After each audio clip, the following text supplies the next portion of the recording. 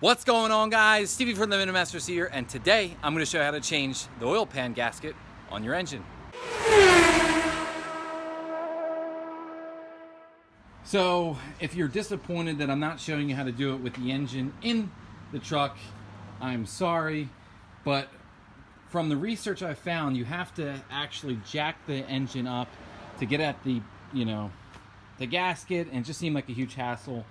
And I already had it out, so why not? So here's the original gasket. Now, as you can see here, it's really light in color where the oil didn't get by. And then you can see here, this is just really dark. I was leaking pretty much out both ends.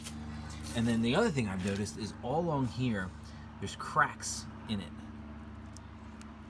So essentially the gasket just wasn't really effective anymore. So, and then you can just see it is all the way around. It suffered.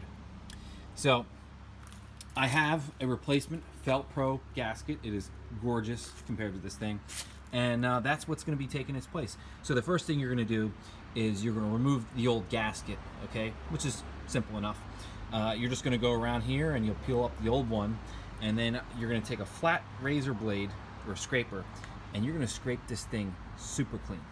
And if you really want to go the extra mile, you get some very, very, very, very fine fit grain sandpaper and just go on the edge and make sure it is super gleaming clean. Then I'll bring it back. So I just have to show you this, guys. I've just taken off the gasket, and to me, if a gasket works properly, you should see a good seal all the way around. It should be kind of, I don't know, shiny and clean. That's how I understand gaskets. But you can just see all the way around black gook. I mean, there was just, I don't know. I think this thing's gasketing ability was as good as a window screen. I mean, even here, its adhesion to the pan was probably a little bit better, but even that wasn't great. So anyway, I'll get back to what I was doing. And like I said, flat razor blade right here. That's how you can do the trick. So I'm going to get to it. So here we are, guys. Nice, clean engine block. So I just went around, like I said, flat razor, and I got all the thick, heavy stuff off. Then I come along and I use a Scotch pad. I use a Scotch pad and went over that. And then finally I went around it with steel wool. And I got this thing nice and clean, as you can see. That's how it should be. Another place, don't forget to clean these areas out, because your gasket has these little like fork pieces that stick down in there. And, give you a little look-see here. See that? So you have to clean those out. And sometimes they get a little stuck with crud, and you won't get a good seal.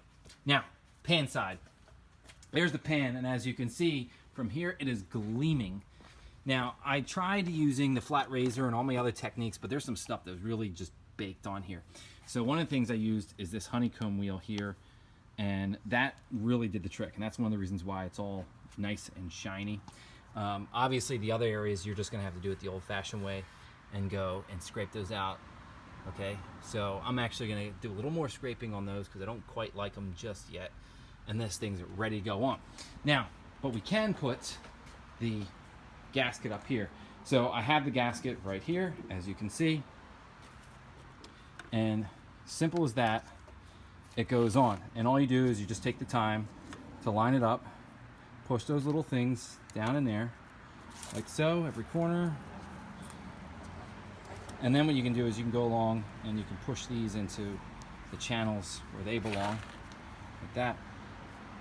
And just like that, you've got a gasket on the other side. So the directions say no RTV. I'm going to repeat this. The directions say no RTV.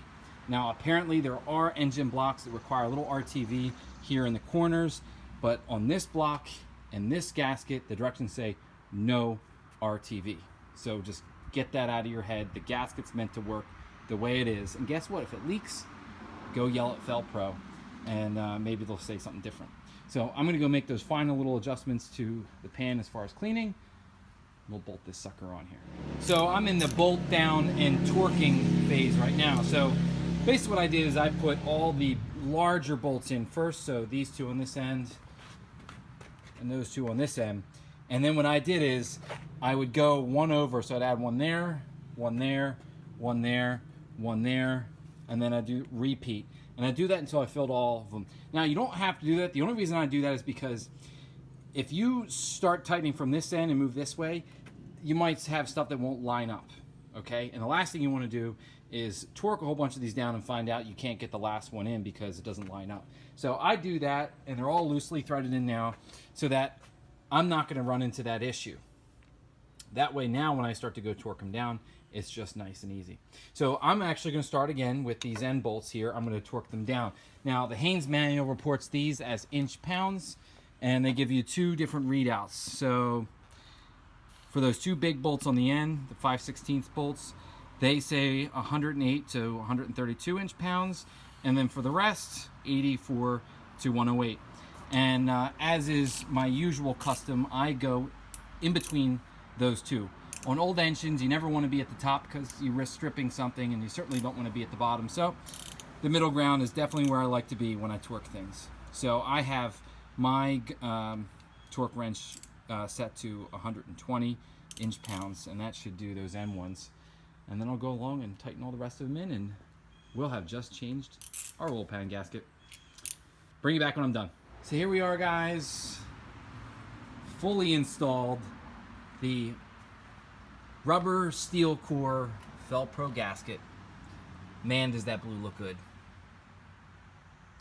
And then to top it off, I put the oil drain plug in, which, just in case you're curious, is 15 to 25 foot-pounds to put that sucker on. Normally I just, put it on, quarter turn tight kind of deal. And there's actually a spec. I'll be curious if it doesn't leak as much. So most of you considering doing this, you might try to do it with the engine in the truck, and you certainly can do that.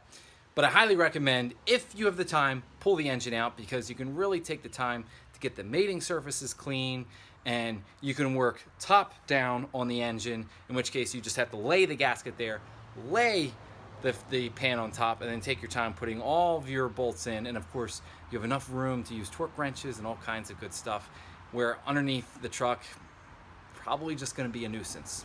So otherwise, I highly consider you do this repair, because I know it, we all know it, these trucks are all leaking like sieves, and it's going to be so nice putting 6 quarts of oil in the truck and taking around 6 quarts of oil out on an oil change, as opposed to taking like a quart out later, and the fact that I'm having to buy quarts of oil all the time. It's definitely worth the time and money for all the extra quarts of oil I had to put in this truck versus the cost of the gasket and my own personal time. So that's all for me, guys. Hit the subscribe icon over here. Check out some of my other videos. I'm Stevie from the Minimasters. Thanks for watching.